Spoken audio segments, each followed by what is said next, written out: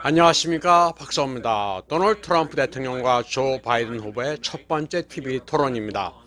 저는 개인적으로 2012년과 2017년에 대선 TV 토론 실무 책임자였기 때문에 매우 관심을 가지고 대선 TV 토론을 관람했습니다.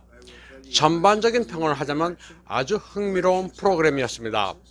양자 토론은 접전을 해야 시청자가 후보를 제대로 알 수 있습니다.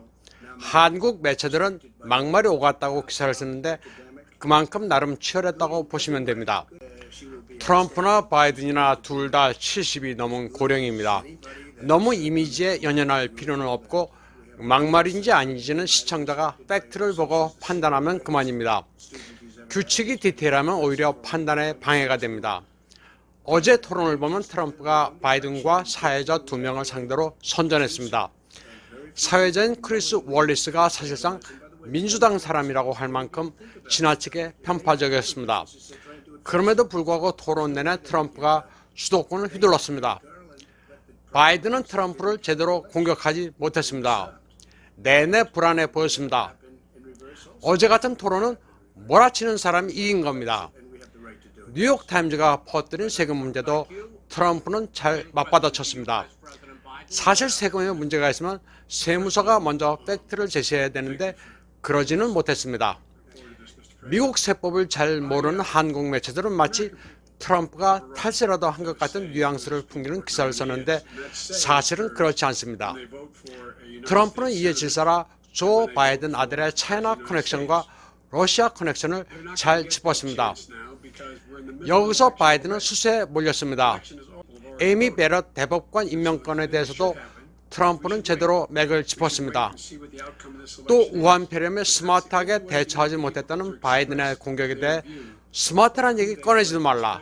당신은 뭐가 그렇게 스마트하냐. 47년 동안 한 게 뭐냐고 바로 역공을 퍼부은 점도 나름 훌륭했습니다.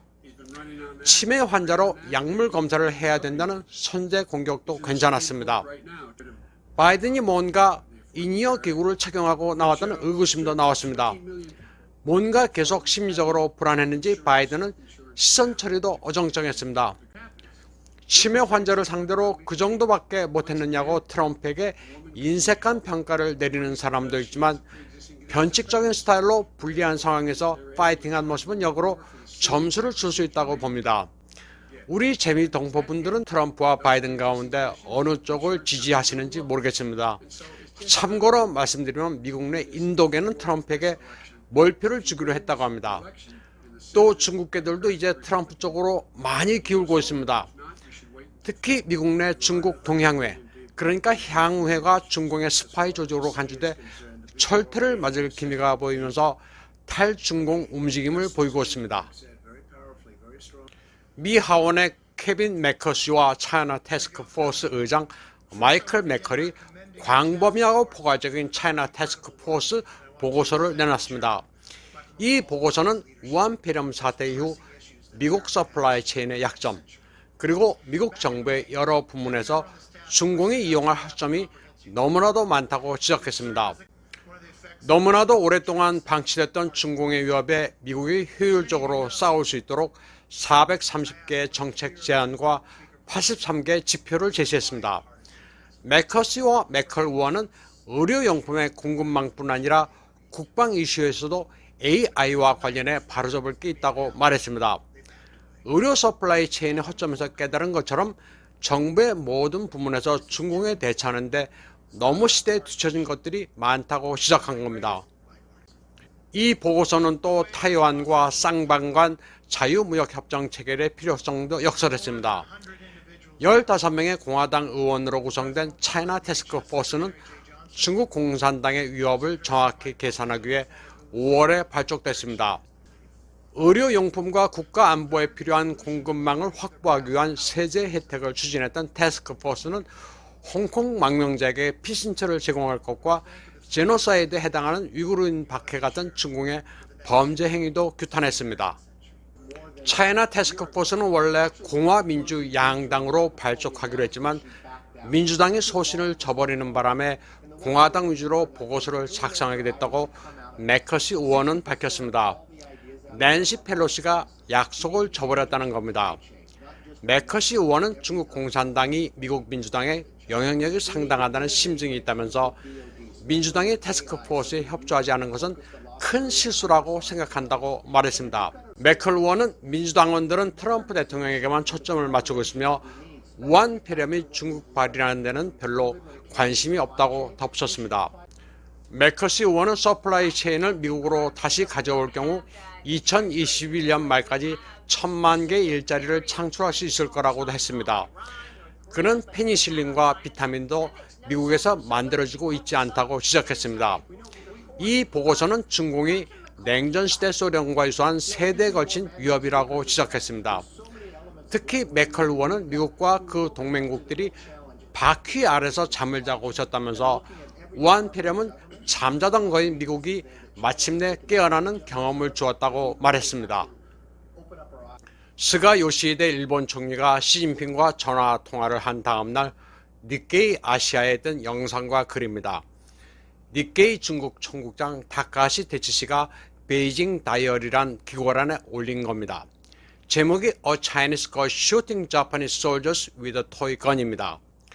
중국인 지인이 보내준 것이라면서 올린 영상이 충격적입니다. 4살 정도의 유치원 어린이가 장난감총으로 일본군을 쏘는 장면입니다. 일장기를 단 일본군이 모두 쓰러지자 오성 홍기를 들고 모든 어린이들이 여기에 경례를 합니다. 9월 25일 시진핑은 스가 총리에게 전화를 걸어 일중 관계의 새 시대를 열어가자고 말했습니다.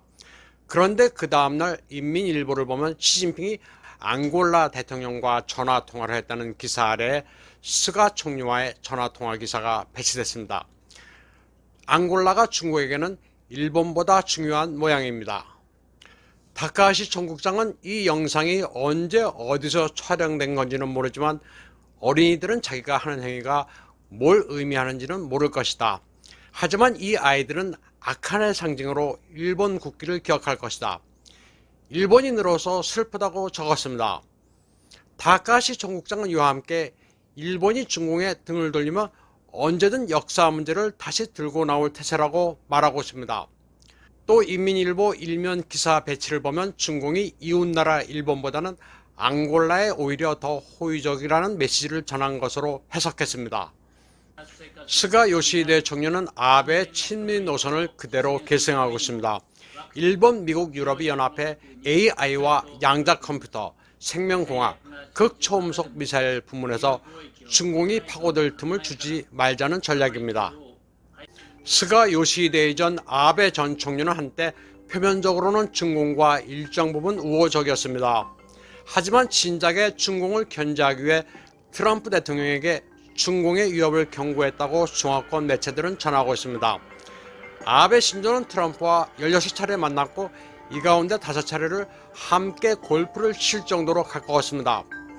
아베 총리는 2016년 트럼프가 대통령에 당선되자마자 그를 만나 중공의 군비가 30년 동안 40배 늘었으며 방대한 잠수함 전력으로 미제칠 함대를 노리고 있다면서 일본과 미국은 함께 중공을 봉쇄해야 한다고 경고한 것으로 전해지고 있습니다. 미 대선 기간을 전후해 실시되는 미국과 일본의 연합훈련 킨소드는 섬 탈환을 상정한 착륙과 공중 강습 훈련 외에도 사이버전과 우주전이 포함됩니다. 전쟁의 개념이 미래전으로 바뀌고 있습니다.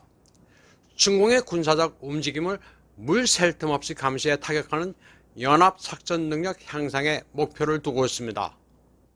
미국과 일본의 우주 과학 기술이 서로 모자르는 부분을 보충해 중공과 러시아의 군사력을 견제한다는 계획입니다. 위성은 100만 킬로미터 거리의 초고도를 나는 스파이 위성과 3만 6천 킬로미터 정도의 통신 기상 위성이 있고 2천 킬로미터 정도의 저궤도 위성이 있습니다. 이 가운데 미국은 초고도 위성과 고고도 위성 전력에 강력합니다. 기본적으로 웬만한 ICBM이나 중거리 미사일을 모두 탐지할 수 있습니다. 하지만 해상이나 지면을 저고도로 나는 미사일은 여기에 잡히지를 않습니다. 지구 2000km 상공의 저궤도 위성을 사용해야 하는데 이 부문에서는 일본이 미국보다 현재 우위를 점하고 있습니다. 미국도 일본과 손을 잡아야 미사일 추적과 탐지 의혹에서 완벽해질 수 있습니다. 일본 방위 백서에 따르면 2021년 예산에는 우주 사이버 전자전 능력의 강화가 포함되어 있습니다. F-35 스텔스 전투기와 이즈-3 그리고 이즈모 항모, 무인기와 서로 데이터를 연결시킨다는 계획입니다. 또 수백 개의 저궤도 마이크로 위성 정보를 기존의 주력 전투기 F-2와 연결시키고 1000개의 촘촘한 위성 감시망으로 북한과 중공의 미사일을 철저하게 추적 감시한다는 계획도 가지고 있습니다. 앞으로의 전쟁 양상은 지금과는 확연히 다릅니다. 상호 공포 때문에 쉽게 사용하지 못하는 핵무기보다는 우주, 사이버, 전자전 능력이 미래전의 관건입니다. 오늘 방송은 여기까지 하겠습니다.